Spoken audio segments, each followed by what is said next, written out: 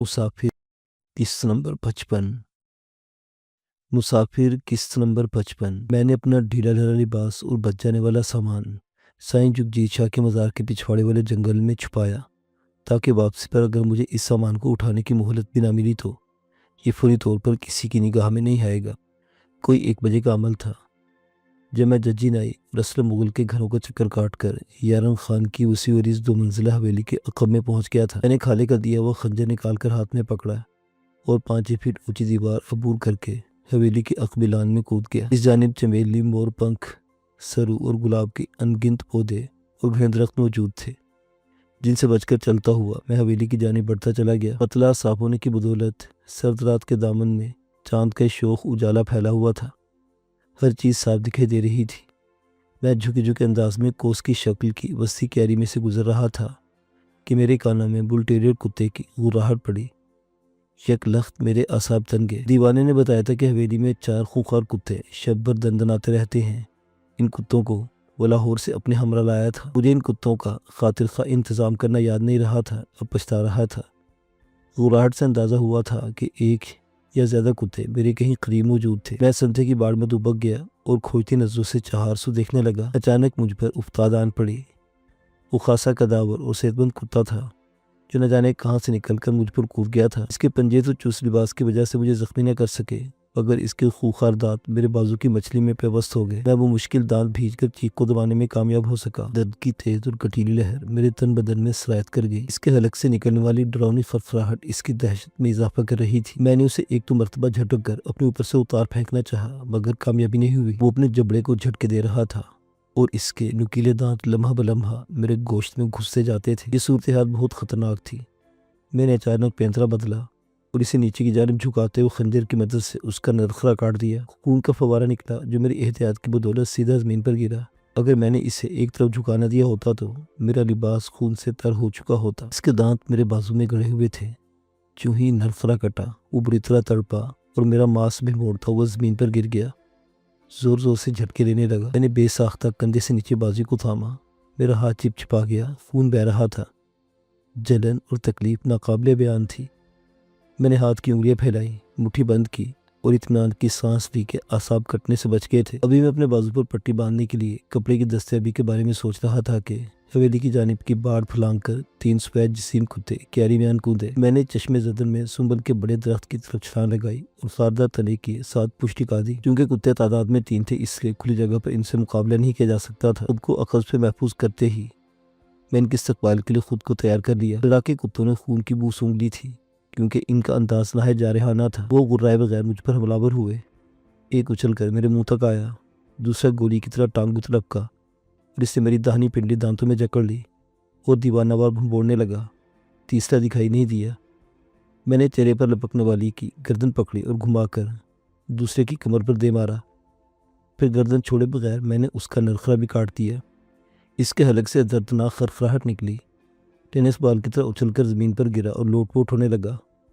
इसके खून का गर्म लम्स मुझे अपने पैर पर महसूस हुआ। पिंडली पर काटने वाला कुत्ता पूरा जोर लगाकर टांग को अपनी जानिब खींच रहा था, जिससे मेरा मांस फट रहा था और नाकाबिले बर्दाश्त तकलीफ हो रही थी। जबकि चौथा कुत्ता दरख्त के तने की दूसरी समत में उछल कूद कर रहा था। वो अपनी हरकत से बौखलाया हुआ लगता था। फिर पहलू की तरफ से आया और हवा में उछला। अगर मैं इसकी तरफ से होशियार न होता तो वो चंद सेकंडों में मेरी गर्दन उधेड़ कर रख देता। मैंने उसे झुकाई दी और एक लम्हा ज़ाय किए बगैर इसकी पिछली टांग पकड़ ली। वो मचला और मेरी गिरफ्त से निकलकर चंद कदम दूर जा गिरा। उसके आने तक मैं पिंडी चबाने वाले कुत्ते का तिया पांचा कर दिया। मेरा इन तीनों कुत्तों को मारने का तरीका एक सा था। आखिरी कुत्ता चंद लम्हों तक अपने हवास में नहीं रहा था, क्योंकि मुखालिफ समत में चंद कदम दौड़ा, फिर पलट कर मेरी तरफ आया। मेरे करीब आकर झुकाई देकर दूसरी जानिब निकल गया। मैं इस पर नजरें जमाए खड़ा था। शायद वो अपने साथियों को खून देकर बावला हो गया था या डर गया था, खुलकर हमला नहीं कर रहा था। चलो मैं इसके करीब आने का इंतज़ार किया। वो नहीं आया तो मैं सुंबल के तने की जड़ में पैरों के बल बैठ गया। पिंडली में तेज़ जुबान हुई जिसने मुझे आने वाहिद में अधमुआ कर दिया, मगर मैं अपने मकसद में कामयाब हो गया था। कुत्ते ने फैसला कुन अंदाज में मुझ पर छलांग लगा दी। जवाब में मैंने खंजर वाला हाथ सामने कर दिया। तेज़ फल इसके खुले जबड़े में गुजर कर तालू में खुप गया। वो दर्दनाक आवाज़ में गुर्राया। पीछे लगा तो मैंने इसकी अगली टांगें पकड़कर खींच ली। وہ میری طرف گھسٹا اور میں نے اس کی گردن پر کھڑی ہتھیلی کا زوردار وار کیا جس سے وہ ڈھہ گیا۔ تب میں نے اس کے حلق سے خنجر کھینچ لیا اور گردن کو مخصوص انداز میں پکڑ لیا تھا۔ وہ تڑپنے لگا، اپنی گردن چھڑانے کی کوشش کرنے لگا، مگر میری گریپ سے نجات حاصل کرنا اس کے بس کی بات نہیں تھی۔ میں نے اٹھ کر ایک پاؤں گردن پر رکھا، دوسرا ٹانگ پر، اور پوری قوت سے گردن میں روڑ دی۔ ٹاک کی آواز کے ساتھ اس کی گردن کی ہڈی ٹوٹ گئی اور وہ کودکے ہوئے مرغے بسمل کی طرح تڑپنے لگا۔ میں نے اس کی چھوٹے بالوں والی سخت جلد پر رگڑ کر خنجر صاف کیا، رسمن کپڑے جھاڑے اور تیزی سے پہاڑ کی گھنی شاخوں میں گھس گیا۔ میری سانسیں بری طرح پھولی ہوئی تھی، دل بھی بڑی تیز رفتاری سے دھڑک رہا تھا۔ کتوں نے بہت قلیل وقت میں نہ صرف مجھے تھکا دیا تھا بلکہ شدید زخمی بھی کر دیا تھا، چونکہ کتوں کے غرانے کی خوفناک آوازیں خاصی دور تک سنی گئی ہوں گی، اس لیے مجھے کسی کی اس طرف آنے کی توقع تھی۔ مگر 5-7 منٹ گزرنے کے بعد بھی کسی نے ادھر کا رخ نہیں کیا۔ شاید حویلی میں موجود خوشگوار لوگوں نے سمجھا ہوگا کہ کتے آپس میں لڑ رہے ہیں، کیونکہ وہ ذہنی طور پر مطمئن ہوں گے کہ یارن خان کی حویلی میں کون جان کے امان پائے بغیر قدم رکھنے کی جرات کر سکتا تھا۔ یارن خان سرد رات کے اس پہر میں حویلی کے کسی پرحدت کمرے میں نیند کے مزے لوٹ رہا ہوگا۔ مجھے احساس تھا کہ میری پنڈلی اور بازو سے خون بہہ رہا تھا جو مجھے مسلسل کمزور کر رہا تھا، مگر لہو کے بہاؤ کو روکنے کے لیے کوئی طریقہ نہیں سوجھ رہا تھا۔ میں نے سر جھٹکا اور باڑ سے نکل آیا، چہارسو محتاط نظروں سے دیکھتا ہوا کیری سے نکلا اور اینٹوں کی روش پر دبے پاؤں چلنے لگا۔ میرا بے اختیارانہ ہاتھ بازو پر جمع ہوا تھا۔ بظاہر میدان صاف تھا کیونکہ حویلی کی رکھوالی پر معمور چاروں کتے مر چکے تھے۔ پہرے دار کوئی دکھائی نہیں دے رہا تھا۔ دن کے اجالے میں نظر آنے والے مزدور اپنے گھروں کو چلے گئے تھے یا حویلی میں سو رہے تھے۔ بھوک کا عالم تھا، نقاہت کی وجہ سے سردی بدن کو چیرنے لگی تھی۔ حویلی کا عقبی دروازہ اندر سے بند تھا، اسے توڑا نہیں جا سکتا تھا۔ چکر کاٹ کر اگلے دروازے کی طرف جانا فضول تھا کیونکہ اس وقت اسے بھی مقفل ہونا چاہیے تھا۔ مجھے اپنا پرانا ہنر آزمانا تھا۔ میری تیز نظروں نے اس سفیدے کے اونچے درخت کو آنے واحد میں تاڑ لیا جو مجھے بغیر کسی مشکل یا تاخیر کے اس 2 منزلہ حویلی کی بالکونی پر پہنچا سکتا تھا۔ تیز قدموں سے سفیدے کی طرف بڑھا جس پر عام آدمی کے لیے چڑھنا غیر ممکن تھا۔ میں نے پشاوری چپل اتار کر پائنچے میں اڑسی، خنجر دانتوں میں دبایا اور بندر کسی پھرتی سے سفیدے پر چڑھنے لگا۔ چونکہ سفیدے کا تنا ملائم ہوتا ہے، اس پر شاخیں بھی نہ ہونے کے برابر ہوتی ہیں، اس لیے اس پر چڑھنا عام درختوں کی نسبت زیادہ مشکل ہوتا ہے۔ میرا بازو بار بار دکھ رہا تھا مگر تاب ضبط آزماتا ہوا بالکونی کے سامنے پہنچ گیا۔ ایک موٹی شاخ بالکونی کی طرف چلی گئی تھی جسے آری کی مدد سے کاٹ کر ٹونک بنا دیا گیا تھا۔ میں شاخ کے کٹے ہوئے حصے پر کھڑا ہوا اور مشائقانہ انداز میں اچھل کر بالکونی کے فرش پر کود گیا۔ اگر میں کودنے میں خفیف سی غلطی بھی کرتا تو میری کمر چوبی ریلنگ پر لگتی اور میں قلابازیاں کھاتا ہوا زمین پر آن گرتا۔ بعید نہ ہوتا کہ میری ریڑھ کی ہڈی کا کوئی مہرہ ٹوٹ جاتا۔ بالکونی کا بلب بجھا ہوا تھا مگر متصلہ بڑے حال میں کمکمے روشن تھے جن کی روشنی بڑے دروازے کی شیشوں سے چھن کر بالکونی میں پڑ رہی تھی۔ میں نے دروازے کی دھندلے شیشے سے جھانک کر دیکھا۔ منظر دھندلا تھا مگر اتنا پتہ چل گیا کہ ہال میں کوئی شخص موجود نہیں تھا۔ دروازہ حسب معمول غیر مقفل تھا۔ مجھے یاد تھا کہ وہ کھلتے وقت زور کی آواز نکالتا تھا، تبھی میں نے نہایت آہستگی سے دھکیلا کہ میرے داخلے کا راستہ بن گیا۔ رات کے سناٹے میں اس کی نہایت کم بلند آواز بھی دور تک گئی تھی جو میرے نقصان دہ ثابت ہو سکتی تھی۔ اس کشادہ حال کی 3 دیواروں کے ساتھ قطار کی صورت میں صوفے پڑے تھے جن کے آگے شیشے کی نفیس میزیں دکھائی دے رہی تھی۔ عین درمیان میں ایک لمبی ڈائننگ ٹیبل موجود تھی جس کے چاروں طرف کھڑی پشت والی کرسیاں پڑی تھی۔ جب تک میں نے میڈم شکیلہ کی کوٹھی کا کچھ حصہ نہیں دیکھا تھا تب تک مجھے یہ حویلی طلسم خانہ معلوم ہوا کرتی تھی۔ جدید وقت بڑے فانوسوں کے نیچے کھڑے ہو کر اپنا جائزہ لیا۔ میرا سفید لباس خون کے بڑے چھوٹے دھبوں سے بھر گیا تھا۔ بازو اور پنڈلی سے چپکے ہوئے کپڑوں میں کتوں کے دانتوں کے سوراخ بن گئے تھے جن سے خون ابھی تک رس رہا تھا۔ میں نے ایک جالیدار میز پوش کھینچا، لمبائی کے رخ اس کے 2 برابر حصوں میں پھاڑا، ایک پنڈلی پر دوسرا بازو پر کس کے باندھ دیا جس سے خون بہنا بند ہو گیا اور درد میں بھی افاقہ ہو گیا۔ بل ٹیریر کتوں کے دانت بہت نکیلے اور جبڑے طاقتور ہوتے ہیں۔ چونکہ میرا اور خالے کا اس نسل کے کتوں سے پرانا واسطہ تھا اس لیے میں نہ صرف ان کو مارنے میں کامیاب ہو گیا تھا بلکہ متوقع زخموں سے بھی بچ گیا تھا۔ اگر ویکسین لگوانے کا عذاب بھگتنا ناگزیر ہو گیا تھا، اگر سانپ اور کتے کے سامنے اپنے حواس باہر رکھ لیے جائیں تو ان کے حملے سے بآسانی بچا جا سکتا ہے۔ ان دونوں خطرناک جانوروں کا تعلق دیہات سے ہے، اس لیے شہری کی نسبت دیہاتی لوگ ان کا شایان شان طریقے سے سواگت کر سکتے ہیں۔ ازحد خنکی کے وجود حویلی پر چھایا ہوا غیر معمولی سکوت مجھے پریشان کر رہا تھا۔ مجھے یوں محسوس ہونے لگا کہ مجھ سے اندازے کی غلطی ہو گئی تھی اور میں رائے گاہ مسافتوں پر چل نکلا تھا۔ لگتا تھا کہ یارن خان سمیت یہاں کوئی ذی نفس موجود نہیں تھا۔ میں خالے کے ساتھ جب بھی اس حویلی میں داخل ہوا اسی مخصوص سکوت اور سیلن سے میرا واسطہ پڑا تھا۔ ایک طرح سے آسیبی محل معلوم ہوتا تھا۔ میں نے ہال سے نکل کر یوں شکل کے برآمدے کا کڑی نظر سے جائزہ لیا۔ برآمدہ خالی تھا اور سبھی کمروں کے دروازے بند تھے۔ کمروں کی بتیاں بھی گل تھیں۔ میں دوسرے کونے تک چلا گیا، پھر سیڑھیاں اتر کر گراؤنڈ فلور پر آیا اور ایک ایک دروازہ کھول کر دیکھنے لگا۔ تیسرا کمرہ آباد تھا۔ یہ 16x25 کا جہازی سائز کا کمرہ تھا۔ 3 چارپائیوں پر دیہاتی طرز کے بستروں میں ملازم دبک کر خواب غفلت کے مزے لوٹ رہے تھے۔ میں نے چارپائیوں کے نیچے پڑے جوتوں، دیواروں پر لٹکتے کپڑوں اور دکھائی دینے والے سامان سے ان کے بارے میں اندازہ لگایا تھا کہ وہ نوکر تھے۔ چونکہ وہ تعداد میں 3 تھے، اس لیے ان میں سے کسی ایک کو جگانے اور اس سے معلومات حاصل کرنے کا رسک نہیں لے سکتا تھا۔ چند منٹوں میں ہی میں نے پوری حویلی کو کھنگال ڈالا، مگر یارن خان سمیت کوئی بھی نہ ملا۔ سخت مایوسی اور حیرت کے عالم میں بڑے دروازے کے ساتھ لگ کر کھڑا ہو گیا۔ دروازے کے شیشوں کے پار، گیٹ پہ اور پارکنگ کے سنگر پر خان کی کالی شیشوں والی 4 وہیل جیپ کے قریب گہرے رنگ کا لباس پہنے ایک گنن کرسی پر بیٹھا اونگ رہا تھا۔ اس نے اپنی گن گھٹنے سے ٹکا رکھی تھی اور گولیوں کا پٹا مخصوص دیہاتی انداز میں کمر اور کاندھے پر ڈال رکھا تھا۔ اس کے غیر معمولی اطمینان پر حیرت ہوئی۔ اسے حویلی میں کسی گڑبڑ کا شبہ نہیں ہوا تھا اور نہ ہی کتوں کی ہلاکت اس کے نوٹس میں آئی تھی۔ گونگو کی حالت میں پلٹ کر ایک بڑے کمرے کے سامنے آن کھڑا ہوا۔ اس کی آرائش دیکھ کر اندازہ لگایا تھا کہ یہ کمرہ یارن خان کے زیر استعمال تھا۔ باقی تمام کمروں کی حالت میں کوئی تغیر دیکھنے کو نہیں ملا تھا۔ اس غیر معمولی بڑے اور قالین یافتہ کمرے کے عین وسط میں نہایت آرام دہ بیڈ پڑا تھا۔ دوسرے فرنیچر کی خوبصورتی پر بھی کوئی کلام نہیں تھا۔ دل میں یارن خان کے ذوق کی داد دیتا ہوا دروازے کھول کر دیکھنے لگا۔ ماں سوائے چند ذاتی استعمال کی اشیاء اور وارڈروب میں سلیقے سے ہینگروں میں لٹکے ملبوسات کے کچھ ہاتھ نہ لگا۔ ایک الماری میں کاغذات کے پلندے اور فائلیں ترتیب سے رکھی گئی تھی۔ بیڈ کی سائڈ ٹیبل کے دراز میں ایک 48 بور کا ولایتی پسٹل بھی پڑا تھا۔ اسے دیکھ کے میری آنکھیں چمک اٹھی۔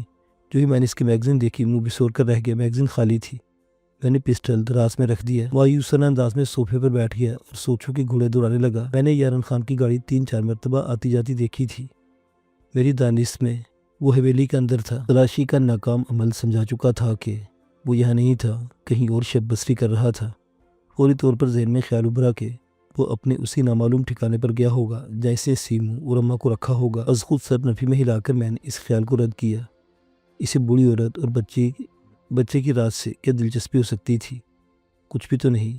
پھر وہ کہاں گیا ہوگا؟ ذہن بری طرح الجھ گیا۔ وہ لاہور سے اپنے ہمراہ 4-5 نوکر لایا کرتا تھا۔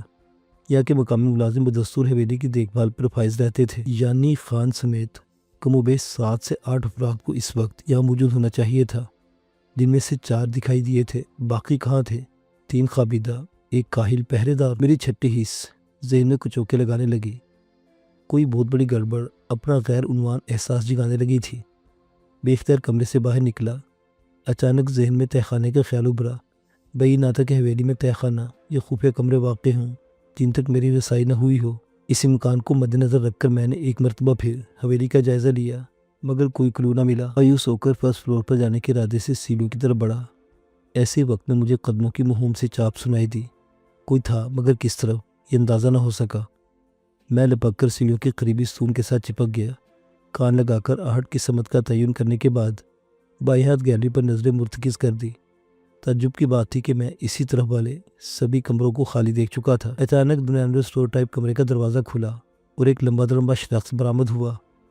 وہ سیاہ رنگ کی پینٹ شرٹ پہنے ہوئے اس سیدھا میری جانب آ رہا تھا۔ میں جس ستون کے پیچھے چھپا تھا وہ اتنا موٹا نہیں تھا کہ مجھے پوری طرح چھپا لیتا، اس لیے میرا دیکھ لیا جانا حتمی تھا۔ تبھی اس سیڑھیوں کی طرف مڑتے رک گیا، میری جانب پلٹا۔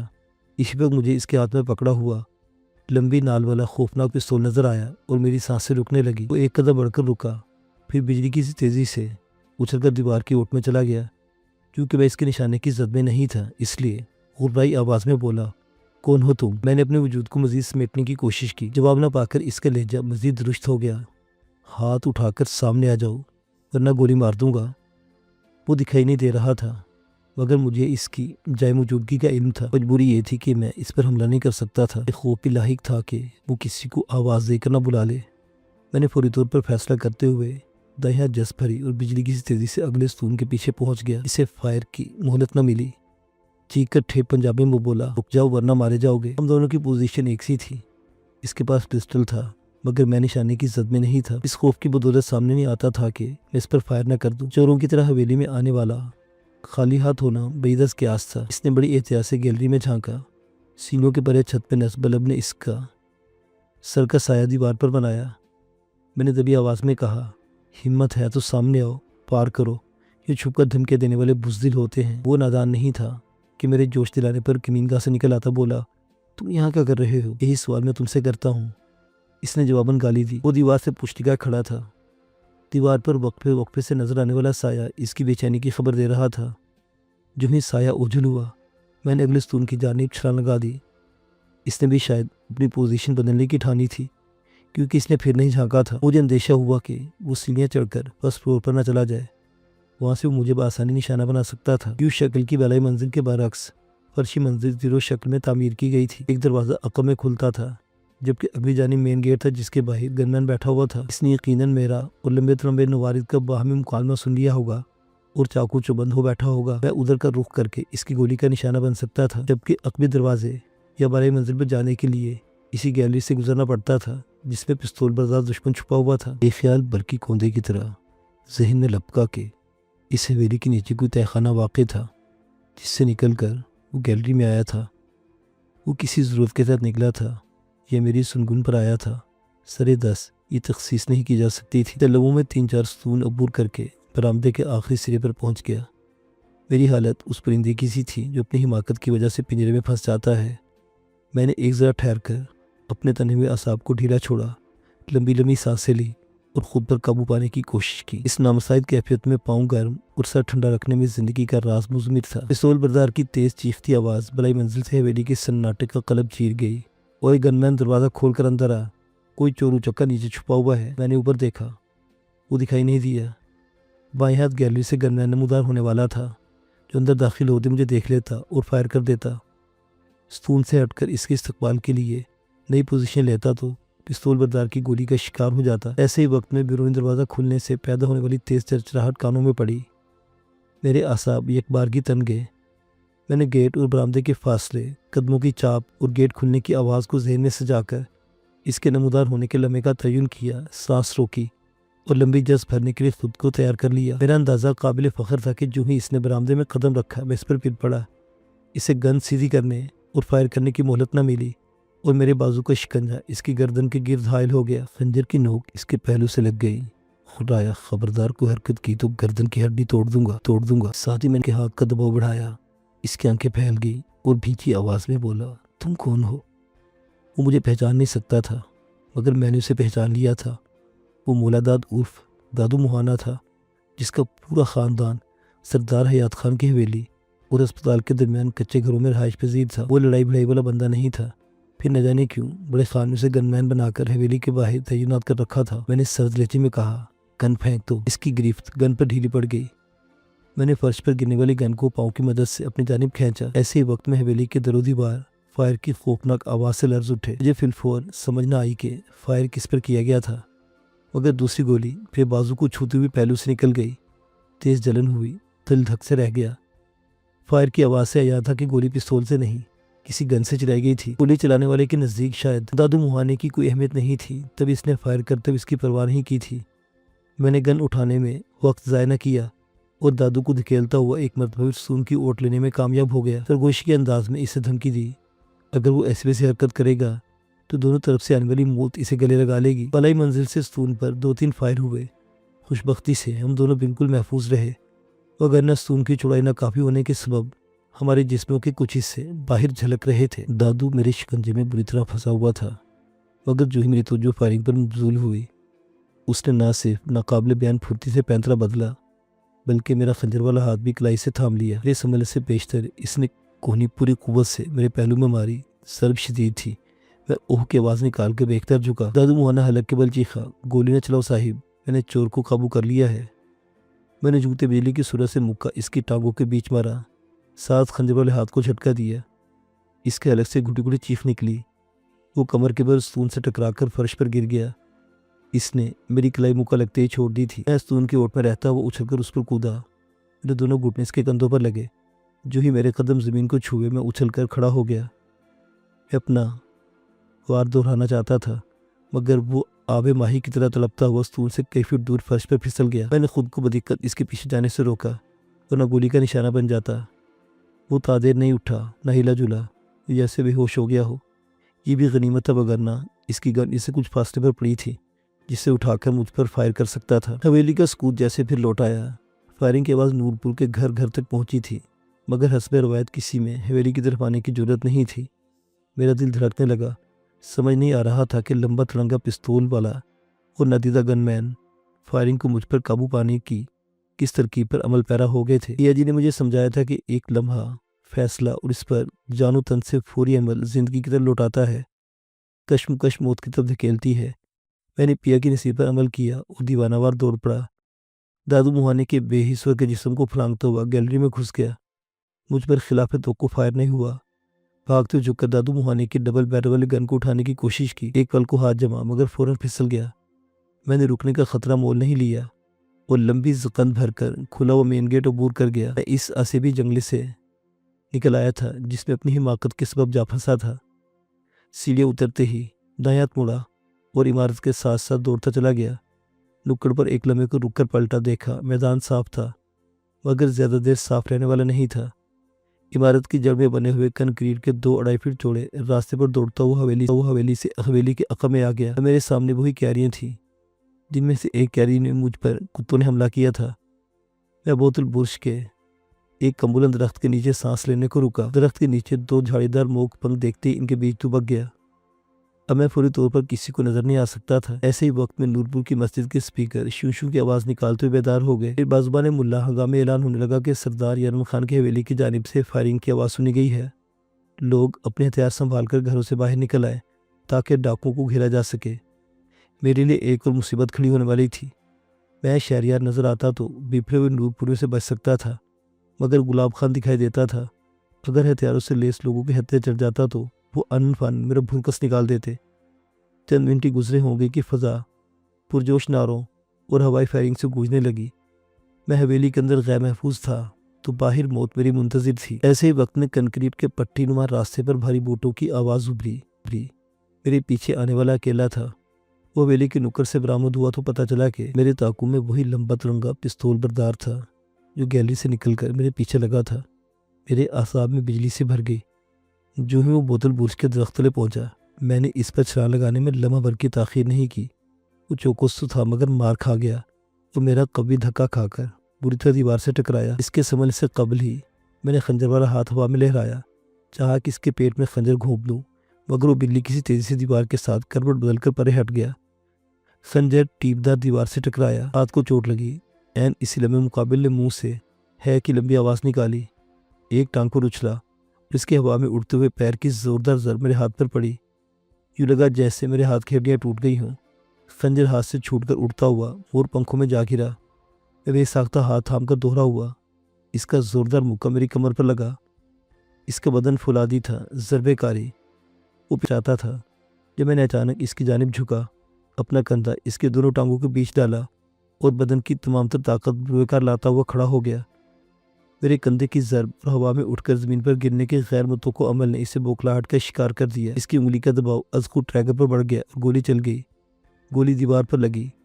ईंट के चंद नन्हे टुकड़े उड़कर मेरे चेहरे पर लगे। वो बहुत ताकतवर और फुर्तीला था, दलेर था। इसे मोहलत देना मौत को दावत देना थी। इसलिए मैंने लम्हा भर में छलांग लगाई और दोनों पैर जोड़कर इसके सीने पर मारे। आह की बेसाख्ता आवाज़ इसके हलक से निकली। मैंने इसके सीने पर रहते हुए पिस्तौल की नाल पर हाथ डाल दिया। नाल खासी गर्म और लंबी थी।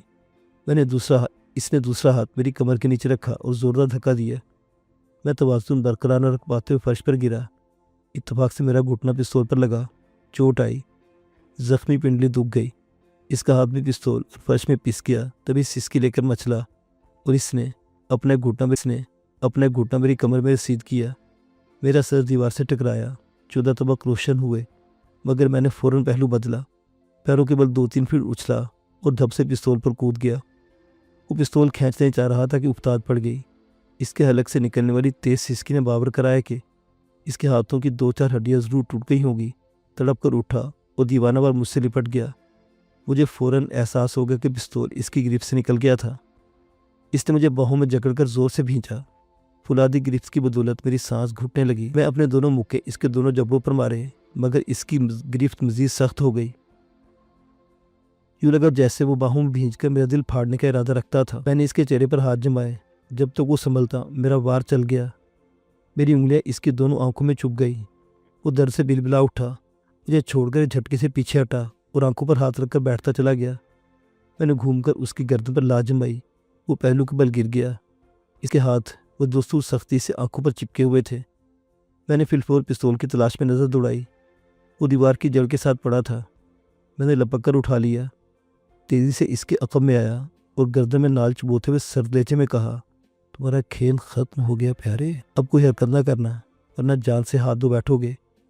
इसने कोई रद्दमल ज़ाहिर नहीं किया, बल्कि आंखों पर हाथ रखते कराहता रहा। शायद मेरे हाथ कुछ ज़्यादा ही ज़ोर से पड़ गए थे।